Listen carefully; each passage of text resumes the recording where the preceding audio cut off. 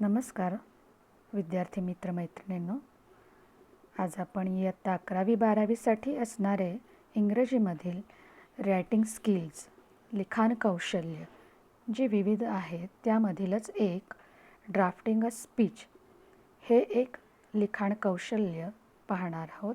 याचा अधिक अभ्यास आपण यामध्ये करणार आहोत. प्रथमतः आपण बघू स्पीच ही कन्सेप्ट काय आहे. व्याख्यान ही संकल्पना काय आहे हे बघू. त्याची डेफिनेशन काय आहे तर ती अशी आहे: speech is a communicative form of expression of one's ideas or thoughts on specific topics. याचा अर्थ असा आहे की व्याख्यान हे एक संवादाचे अभिव्यक्तीचे स्वरूप आहे. म्हणजेच अशा पद्धतीचा संवाद आपण श्रोत्यांशी साधू शकतो की ज्यामधून आपण स्वतःच्या कल्पना, मतं, भावना, अनुभव अशा विविध गोष्टी एखाद्या विषयावरील आपण मांडू शकतो.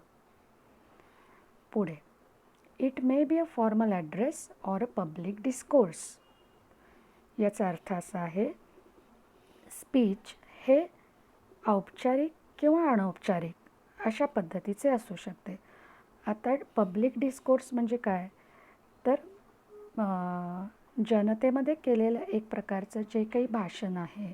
समजा एखादा नेता समाजाला एक उद्बोधन करतो, हे झालं अनौपचारिक. जर एखाद्या मीटिंगमध्ये एखादा बॉस आपल्या स्टाफला त्यानं केलेलं मार्गदर्शन, हे झालं फॉर्मल ॲड्रेस. किंवा आपल्या प्राचार्यांनी विद्यार्थ्यांना केलेलं मार्गदर्शन, हे झालं फॉर्मल ॲड्रेस म्हणजेच औपचारिक. अशा पद्धतीचे दोन यामध्ये भाग स्पीचचे येतात. आता याचा फॉर्मॅट कसा आहे हे पाहू. साधारणतः speech should be in 3 parts. First introduction, second main body, third conclusion. आता इंट्रोडक्शन म्हणजे काय तर सुरुवातीचा भाग, प्रस्तावना, आणि जो कसा असतो अतिशय थोडक्यात द्यायचा असतो. त्याच्यानंतर येतो तो मेन बॉडी म्हणजे मुख्य भाग, जे आपण स्पीच लिहिणार आहोत त्याचा तो मुख्य भाग. आणि त्यानंतर शेवटी आपण कन्क्लुजन म्हणजे एंडिंग पार्ट किंवा कन्क्लुडिंग पार्ट, अखेरचा भाग. तर हे आपण आता अधिक विस्तृत प्रमाणात बघूया. इंट्रोडक्शन. आता स्पीचची सुरुवात कशी करायची तर सुरुवातीलाच आपल्याला काय करावं लागतं, ग्रीट द ऑडियन्स. म्हणजेच आपल्याला समोरच्या श्रोत्याला अभिवादन करायचं असतं. आता हे आपण प्रत्यक्ष जेव्हा इलोक्युशन कॉम्पिटिशन्स किंवा वक्तृत्व स्पर्धा असतात त्यावेळेला हे आपण समोर जे उपस्थित व्यक्ती असतील, मान्यवर असतील, त्यांना उद्देशून आपण करतो. बरोबर आहे. जसं तुम्ही शाळेमध्ये सुद्धा अनेक अशा स्पर्धांमध्ये भाग घेतला असेल ज्याची सुरुवातसुद्धा तुम्ही अशाच पद्धतीनं केलेली आहे, जी मी खाली उदाहरणामध्ये या ठिकाणी दिलेली आहे. ग्रीट द ऑडियन्स म्हणजेच श्रोत्यांना अभिवादन झालं की त्यानंतर आपल्याला काय करायचं आहे, introduce yourself and introduce the topic. स्वतःची ओळख तुम्ही करून द्यायची आहे. त्याच्याच बरोबरीनं तुम्ही कोणत्या विषयावर बोलणार आहात, कोणता विषय तुम्ही मांडणार आहात याच्याबद्दल तुम्हाला या इंट्रोडक्शनमध्ये सांगायचं आहे. इथं आता उदाहरणात आपण बघूया. Respected principal, teachers and my dear friends. I am, इथं तुम्हाला स्वतःचं नाव लिहावं लागेल. Studying in standard 12th. I am delighted to have this golden opportunity of expressing my views on. आणि या ठिकाणी तुम्हाला परीक्षेमध्ये जो काही विषय दिलेला असेल त्या विषयाचं इथं उल्लेख करावा लागेल. जसं आता म्हणूया आपण the role of the citizen during corona pandemic. ठीक आहे. याच्यावर आपल्याला स्पीच लिहायला सांगितलेला आहे, तर तो विषय या ठिकाणी आपल्याला लिहावा लागेल. तर हा झाला तुमचा पहिला परिच्छेद. पुढे पाहू. Body of the speech. सगळ्यात महत्त्वाचा जो भाग स्पीचचा असेल तो आहे बॉडी ऑफ द स्पीच, मुख्य भाग. यामध्ये पहिला डिफाईन द टॉपिक. आपल्याला काय करावं लागतं, तर आपण ह्याच्या आधी इंट्रोडक्शनमध्ये काय बघितलं, तर आपण काय केलं, टॉपिकचं काय आपण बघितलं, तर आपण त्याचं फक्त नाव लिहिलं. आता इथं आपल्याला जो विषय दिलेला आहे तो त्या विषयाबद्दल विस्तृत माहिती, त्याच्याबद्दल आपल्याला जी काही माहिती आहे, आता ही माहिती आपल्याला कशी येणार, तर याच्यासाठी आपल्याला अवांतर वाचन करावं लागेल. काही संदर्भ त्याच्यासाठी लागतात. आपली निरीक्षण शक्ती चांगली पाहिजे. जे आपण वाचलेलं आहे त्याचे काही पॉईंट्स असतील, काही कविता वाचलेल्या असतात, या सगळ्या आपण त्याच्या नोंदी ठेवणं हे फार गरजेचं असतं. आणि हा सगळा आपला अनुभव जो असतो त्याच्यामधूनच हे आपण सगळं मांडू शकतो, ज्याच्यामध्ये डिफाईन द टॉपिक, जी संकल्पना आहे ती संकल्पनाचा आपल्याला पूर्ण विशद करावी लागेल.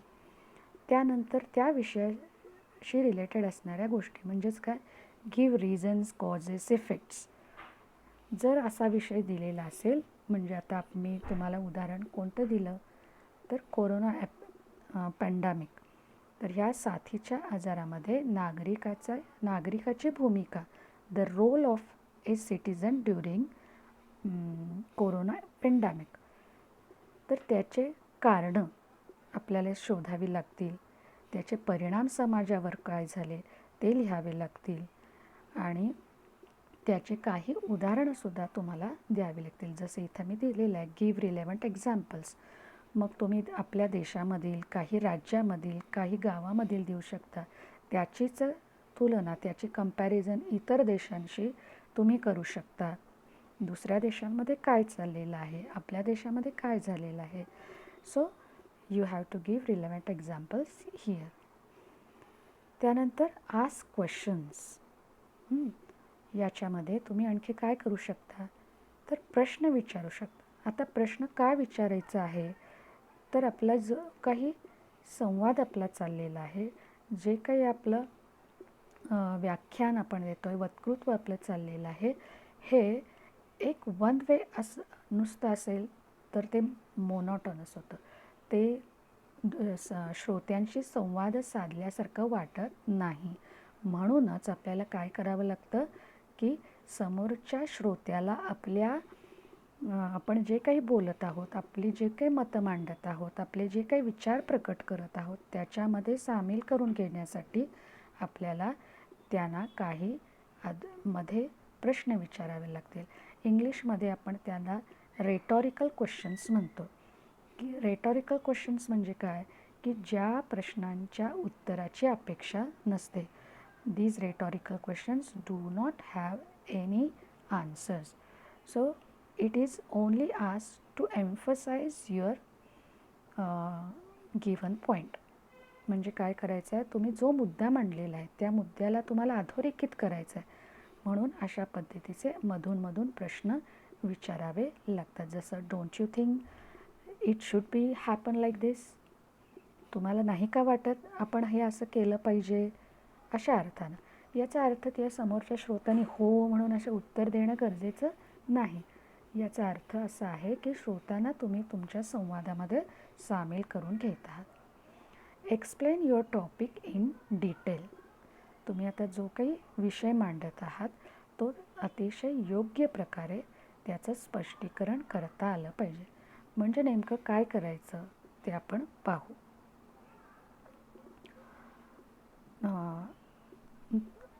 त्यानंतर कन्क्लुडिंग एंडिंग पार्ट, म्हणजे हा झाला शेवटचा भाग, की ज्याच्यामध्ये आपल्याला आपल्या व्याख्यानाचा, आपल्या दिलेल्या विषयाचा या ठिकाणी शेवट करायचा आहे. हा करत असताना बघा, conclude the topic by appealing the audience to bring desirable change or to use impressive language for the desired effect. आता शेवट करत असताना आपल्याला काय करावं लागेल, आपण मगापासून जे काही बोलत आहोत, आपण जे काही मत मांडलेलं आहे, आपण जे काही आपले विचार प्रकट केलेले आहेत, आपला जो काही उद्देश या श्रोत्यांपर्यंत पोचवायचा आहे तो सफल करण्यासाठी त्या लोकांना त्या विचारांमध्ये सामील करून घेतलं पाहिजे किंवा त्या लोकांना त्या पद्धतीनं विचार करण्यास प्रवृत्त केलं पाहिजे. याचाच अर्थ अपील, जो तुम्ही इयत्ता 11वीला किंवा 12वीला आता शिकणार आहातच. मग हे कसं करायचं आहे, तर त्यासाठी तुम्हाला त्या पद्धतीची भाषा किंवा त्या पद्धतीचे शब्दप्रयोग वापरावे लागतील. म्हणजेच त्या पद्धतीनं मांडल्यानंतर तुम्हाला जो डिझायरेबल चेंज, अपेक्षित बदल जो आहे किंवा जो तुमचा उद्देश आहे तो त्या ठिकाणी सफल होणं फार महत्त्वाचं असतं. त्यासाठीच ही इम्प्रेसिव्ह लँग्वेज म्हणजे तशी भाषा तुम्हाला त्या ठिकाणी वापरणं गरजेचं आहे. हे आपण आता पुढच्या काही मी आणखीन पुढच्या एका PPTमध्ये मी दिलेलं आहे ते बघणारच आहोत. आणि शेवटी आपल्याला थँक द ऑडियन्स, आभार मानायचे आहेत श्रोत्यांचा. मगापासून तुम्हाला त्यांनी तुमचे विचार जे काही ऐकून घेतलेले आहेत त्याच्याबद्दल तुम्ही श्रोत्यांचे शेवटी आभार मानायचे आहे. आता आपण पाहू की what should be in the main body. मगाशी मी तुम्हाला सांगितले की आपण ते पाहणार आहोत. Explain the topic in detail म्हणजेच काय, तर हे काही मुद्दे मी इथं दिलेले आहेत. हे मुद्दे या ठिकाणी आले पाहिजेत. यातले सगळेच मुद्दे आले पाहिजेत असा त्याचा अर्थ नाही, पण यातले काही मुद्दे तुमच्या त्या स्पीचमध्ये आले पाहिजे. पण प्रामुख्यानं काय असलं पाहिजे, तर पहिलं आहे लँग्वेज शुड बी इंटरॅक्टिव्ह. म्हणजे तुम्ही जी काही भाषा वापरताय ती भाषा ही परस्पर संवादी असली पाहिजे. इंटरॅक्टिव्ह याचा अर्थ परस्पर संवादी, म्हणजे फक्त तुम्ही एकटंच बोलत आहात. जसं निबंध आपण काय करतो, नुसतं फक्त आपण लिहित जातो पहिल्यापासून शेवटपर्यंत, तर ती तशी नसावी. इथं इंटरॅक्शन तुमचं समोरच्या श्रोत्यांशी असलं पाहिजे. मी मगाशी तुम्हाला सांगितलं जसं रेटॉरिकल क्वेश्चनचा उपयोग, की समोरच्या श्रोत्याला आपल्याकडं कसं आपल्या विचारांशी त्याला सहमत करून घेतलं पाहिजे किंवा त्याचं लक्ष आपल्याकडं कसं राहील याच्या पद्धतीची भाषा तुमच्या त्या वक्तृत्वामध्ये किंवा व्याख्यानामध्ये आली पाहिजे, स्पीचमध्ये आली पाहिजे. दुसरा पॉईंट आहे यूज ऑफ डायरेक्ट लँग्वेज. तर डायरेक्ट लँग्वेज म्हणजे काय नेमकं बघा. Means start sentences with verbs. For example, wake up before it's too late. आता प्रत्यक्ष संवाद म्हणजे डायरेक्ट तुमचा त्यांच्याशी संबंध येतो. मग डायरेक्ट लँग्वेज म्हणजे काय, असं केलं पाहिजे, हे करा ते करा, किंवा आपण काही सूचना दिल्या पाहिजे, काही गोष्टी सुचवल्या पाहिजे. मग याच्यासाठी आपल्याला कशाचा वापर करायला लागतो, डायरेक्ट लँग्वेज. म्हणजेच wake up before it's too late, ही एक तुम्हाला आपण काय म्हणू शकतो याला, की एक सूचना वजा एक तुम्हाला इथं तुम्ही त्या श्रोत्यांना सांगताय की बघा, विचार करा, किंवा असं आपण करू शकतो, या पद्धतीनं आपण गेलं पाहिजे, अशा ह्या गोष्टी तुम्ही मांडू शकता. मग ह्या मांडत असताना तुम्ही काही पंक्तीचा आधार घ्या, काही कोटेशन्सचा आधार घ्या, काही रिमार्क्सचा आधार घ्या. इथं सांगितलं मी यूज ऑफ रेटॉरिकल क्वेश्चन्स, जसं मगाशी मी तुम्हाला सांगितलेलंच आहे, for making language more interesting. तुमची जी भाषा आहे ती अधिक तुम्ही मनोरंजक बनवण्यासाठी, मनोरंजक याचा अर्थ की श्रोत्यांचं अवधान तुमच्याकडं खेचण्यासाठी. यूज ऑफ इमोटिव्ह लँग्वेज, याच्याचबरोबर तुमची भाषा कशी असली पाहिजे, भावना प्रधान असली पाहिजे. या सगळ्या गोष्टी कशासाठी आहेत मी सांगितले की ह्या सगळ्याच इंटरॅक्शनसाठी आहेत. Emotive language builds the emotions of the audience. आलं ना लक्षात परत, की आपण श्रोत्यांचे जे काही इमोशन्स आहेत, त्यांच्या भावना आहेत, त्या भावनांना आपण काय करत असतो, आपल्या भावनांबरोबर जोडायचं असतं. For example, addition of humour, pathos, serious issues. तर इमोटिव्ह लँग्वेज आपल्या संवादामध्ये, आपल्या स्पीचमध्ये ह्या इमोशन्स कशा येऊ शकतात, तर वेगवेगळ्या प्रकारचे इमोशन्स आहेत. इमोशन म्हणजे अगदी इमोशनलच सगळं लिहिलं पाहिजे असं नाही. जर त्या अनुषंगाने एखादा ह्युमर तुम्हाला क्रिएट करता येत असेल, एखादा विनोद तुम्हाला तिथं सांगता येत असेल तर तो जरूर सांगा.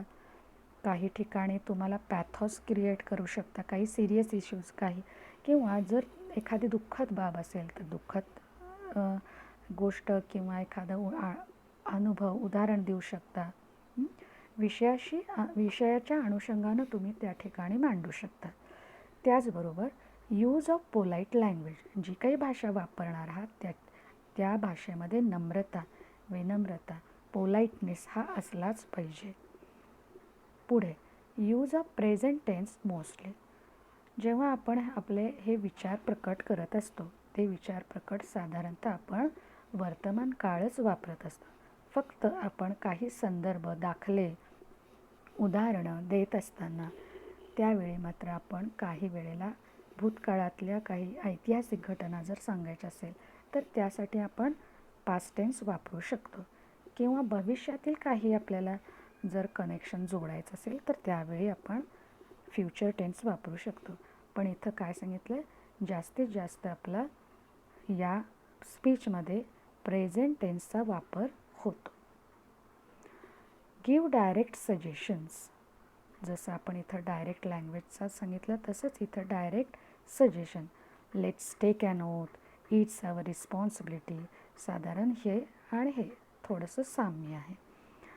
त्यानंतर यूज ऑफ मॉडेल ऑक्झिलरी. आता ह्याचा उपयोग कुठं होईल आपल्याला, तर याचा उपयोग आपल्याला कन्क्लुडिंग किंवा एंडिंग पार्ट जो आपला आहे, शेवट, ज्याच्यामध्ये आपण काय करतो, अपील करतो. आणि अपील करण्यासाठी मॉडेल ऑक्झिलरीज आपल्याला वापरता येतात. तिथं we should do this, we must do this, हे आपण केलं पाहिजे. आता मॉडेल ऑक्झिलरी कोणते आहेत, should, must, ought to, need to, या पद्धतीचे मॉडेल ऑक्झिलरीज तुम्ही वापरू शकता. हे आपण केलंच पाहिजे, हा विचार करा. आता विचार करा इथं हे सजेशनमध्ये आलं, पण इथं आपल्याला अपीलमध्ये काय करू शकतो, तुम्ही हे मॉडेल ऑक्झिलरी वापरू शकता. सजेशन सांगायचे असतील तर शूड वापरू शकतो. मस्ट, तुम्हाला काही हे केलंच पाहिजे, हा विचार सर्वत्र गेलाच पाहिजे, जागरूकता आलीच पाहिजे, हे जेव्हा सांगायचे हा आपण जो जोर देतो त्यावेळेला मस्ट, हे अशा पद्धतीचं आपण वापरू शकतो. तर काही hypothetical situations based on facts, बरोबर आहे, काही कंडिशनल जर तरच्या गोष्टीसुद्धा तुम्ही त्याच्यामध्ये मांडू शकता. Think what will happen if, जर असं झालं तर काय होईल. जर ही कोरोना पॅन्डेमिक वाढत गेली तर काय होऊ शकतं. म्हणून नागरिक म्हणून आपण वेळीच जागं व्हायला हवं. ज्या शासनानं सांगितलेल्या ज्या काही सूचना आहेत त्या आपल्याला पाळाव्याच लागतील. We must follow the guidelines given by a government. आता हे इथं आपण हायपोथेटिकल सिच्युएशन्स त्याचबरोबर मॉडेल ऑक्झिलरी याचा उपयोग केला, तर हे आपण अखेरच्या टप्प्यात इथं बघू शकतो. पुढे यूज ऑफ प्रोनाउन्स. जसं आपण मगाशी बघितलं इंटरॅक्टिव्ह असलं पाहिजे. तर हे केव्हा येतं, जेव्हा आपल्या स्पीचमध्ये आय, वी, यू, आपण म्हणजे तुम्ही आणि मी याचा असा अंतर्भाव होतो, तेव्हाच ते श्रोत्यांपर्यंत आपण पोचत असतो. मी, तुम्ही या गोष्टींचा, या सर्व नामांचा उल्लेख त्याच्यामध्ये आला पाहिजे. Use of right punctuation marks. योग्य ठिकाणी तुम्हाला काय विरामचिन्ह द्यावी लागतील, जी अशी आहेत, ज्या ठिकाणी ज्या पद्धतीची वाक्य तुम्ही वापरता तिथं योग्य ठिकाणी. आता एखाद्या काव्यपंक्ती असतील तर त्या काव्यपंक्ती अधोरेखित कराव्याच लागतील तुम्हाला, आणि ते अवतरण सिंगल इन्व्हर्टेड कॉमाच एकेरी अवतरण चिन्हात लिहावे लागतील. रेटॉरिकल क्वेश्चन असेल तर क्वेश्चन मार्क द्यावा लागेल, अशा पद्धतीने. पुढे थोडक्यात आता पॉईंट्स टू रिमेंबर. यामध्ये आता काय आपल्याला लक्षात ठेवण्याजोग्या बाबी कोणत्या आहेत? Plan the content. आता जो काही आता कंटेंट आशय आपण लिहिणार आहोत त्याच्या बाबतीत काय करायचं आहे, तर हा कॉर्डर आपण फॉलो केला पाहिजे. कॉर्डर म्हणजेच काय बघा, कलेक्ट द आयडियाज. जो विषय आपल्याला दिलेला आहे त्या विषयानुसार ज्या काही आयडियाज आपल्याला आहेत, काही आपले विचार आहेत, जी मतं आहेत, जे आपल्या भावना आहेत, त्या साधारण आपल्या त्याची गोळा बेरीज त्याची करणे. Organise them. त्यांना ऑर्गनाईज करायचं, त्याच्यामध्ये सिक्वेन्स असला पाहिजे. नाहीतर काय पण सुचत गेलं म्हणून कसंही मांडून आपण शकत नाही. ते त्याच्यामध्ये ऑर्गनाइज्ड असलंच पाहिजे, सिक्वेन्स त्याच्यामध्ये असलाच पाहिजे. Draft should be rough first. मग पहिला काय करा, तुम्ही त्याचा कच्चा ड्राफ्ट तयार करा आणि मग ते एडिट करा. जो कच्चा ड्राफ्ट तुम्ही कच्चा मसुदा जो तयार केलेला आहे तो तुम्ही पुन्हा त्याचं एडिटिंग करा, पुन्हा तो व्यवस्थित लिहून घ्या. And rewrite the speech. आणि मग तुम्ही व्यवस्थित तुमचं स्पीच तयार करा. आता या ठिकाणी मी एक एक्झाम्पल तुम्हाला दिलेलं आहे बघा. विषय असा आहे, करप्शनच्या आधारित आहे.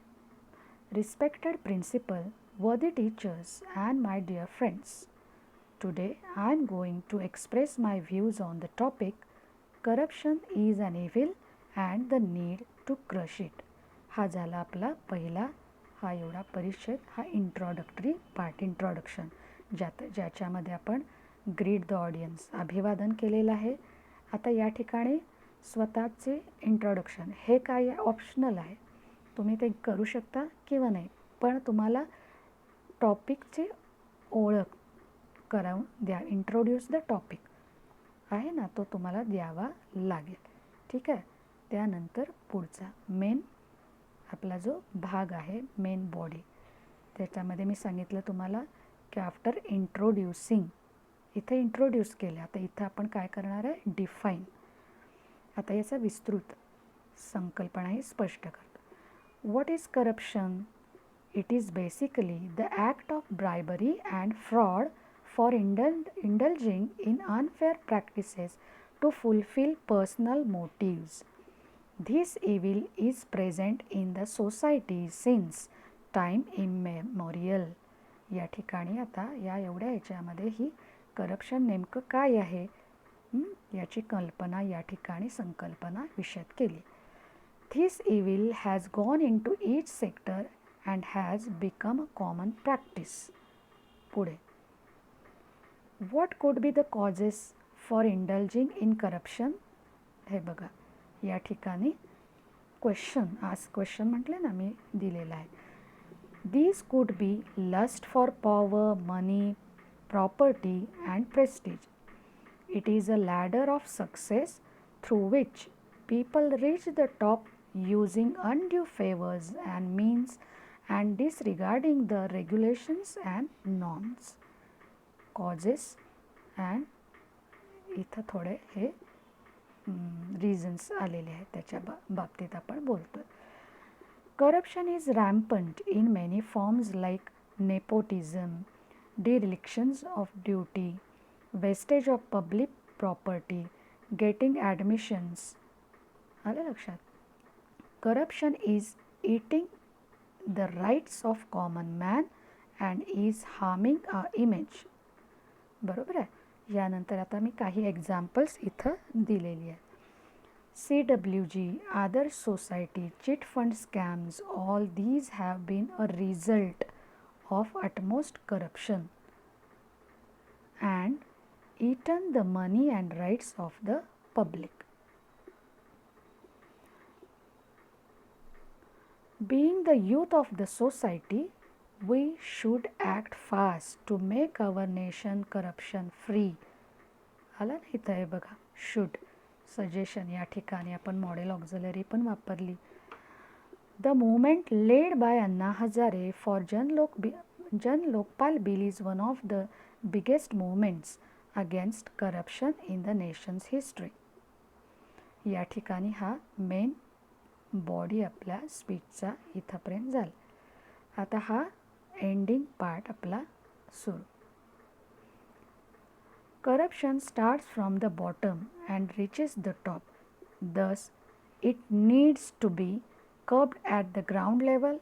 There should be monitoring committee with excellent vigilance to keep a check on corrupt officials and activities. There should be strict penalty and punishment for corrupt people. We need to make more and more people aware and help them to raise their voice and curb corruption.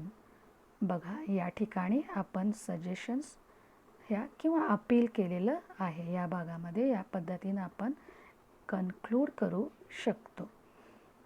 आणि thank you, ऑडियन्सचे थँक्ससुद्धा दिलेले आहेत. या पद्धतीनं याच्यामध्ये तुम्ही आणखीन काय add करू शकता, तर मी मगाशी सांगितल्या पद्धतीनं काव्यपंक्ती, thoughts, poetical lines, thoughts, quotations, proverbs हे वापरू शकता आणि ते तुम्ही हायलाईट करू शकता, अंडरलाईन करू शकता. यातल्यासुद्धा काही गोष्टी तुम्ही त्याच्याखाली अंडरलाईन करून, तो महत्त्वाचा भाग आहे की एक्झामिनर तो वाचत असताना त्याच्या त्या दृष्टिक्षेपात येईल अशा पद्धतीनं मांडणी करा. म्हणजे तुम्हाला नक्कीच या ॲक्टिव्हिटीला पैकीच्या पैकी मार्क मिळू शकतात. धन्यवाद.